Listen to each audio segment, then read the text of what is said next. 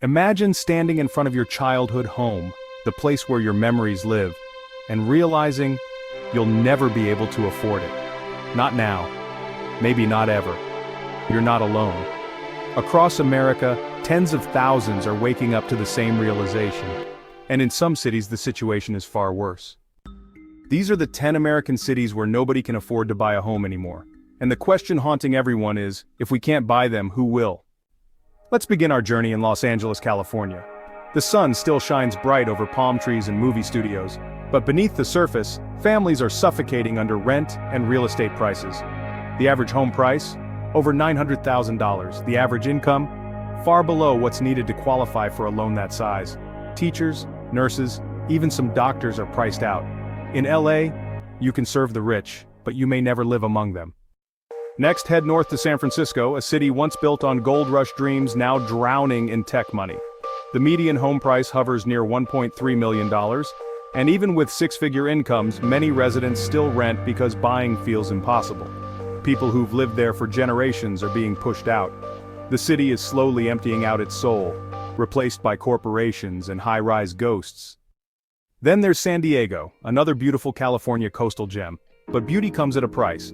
With median home values crossing $900,000 and wages staying stagnant, young families are giving up. Some are moving east, some moving out of state, but few are buying. Now cross the country to New York City, where the skyline is iconic, but so is the cost of living. Manhattan homes are averaging over $1.5 million. Even in the outer boroughs, gentrification has driven prices to shocking highs. Brooklyn, once a refuge for artists and working-class families, now hosts million-dollar townhouses, and yet so many apartments remain eerily empty. Owned, but unoccupied. Investments, not homes. Further south, Miami, Florida is facing a similar fate. Ocean views, high-rises, and now, foreign investors. Entire condo buildings are being bought in cash, sight unseen by international buyers. Locals? They're priced out. Even real estate agents admit more homes are being sold to corporations than to people. So, travel inland to Denver, Colorado. Once a haven for outdoor lovers and young families, it's now becoming a city of renters. Prices have, doubled in just a decade. Starter homes are now luxury homes. Locals are asking themselves, how did this happen so fast? Then comes Austin, Texas. A tech boom promised growth and opportunity, but, well, it brought soaring prices too. The average home now costs over $600,000. Wages haven't kept up. The soul of Austin, artists, musicians, families, is being edged out by tech transplants and corporate buyers. In the Pacific Northwest, Seattle, Washington tells the same story. Home to giants like Amazon and Microsoft, but also to thousands sleeping in cars and tents. You can make good money here and still not afford a home.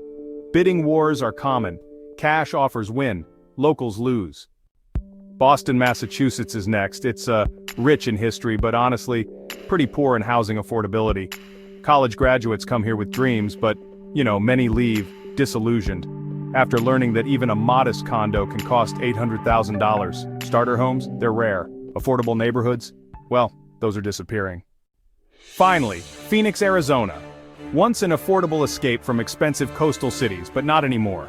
Investors bought up entire neighborhoods during the pandemic, and prices, well, they just skyrocketed. Locals got outbid. Now, many of those homes just sit empty or have been turned into short-term rentals. So here we are, 10 cities, a growing pattern, a quiet crisis. Homes are no longer being treated as homes, they're assets now, investments, stored wealth for the already wealthy. And that brings us back to the big question. If regular people can't afford these homes, who is going to buy them? The answer? Hedge funds, foreign investors, tech billionaires, real estate conglomerates.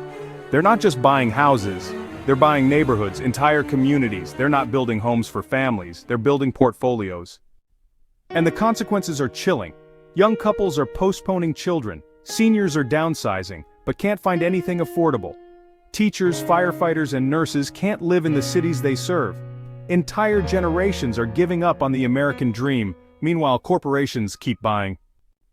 But a storm is coming, because empty houses don't make neighborhoods, investors don't join PTAs, they don't wave hello across the fence, they don't walk dogs or share potlucks. Communities aren't made of concrete and cash, they're made of people.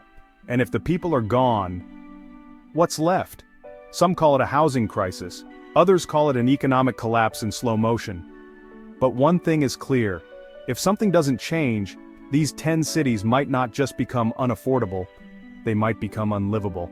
So ask yourself, who's going to buy these homes? And more importantly, what happens when no one does?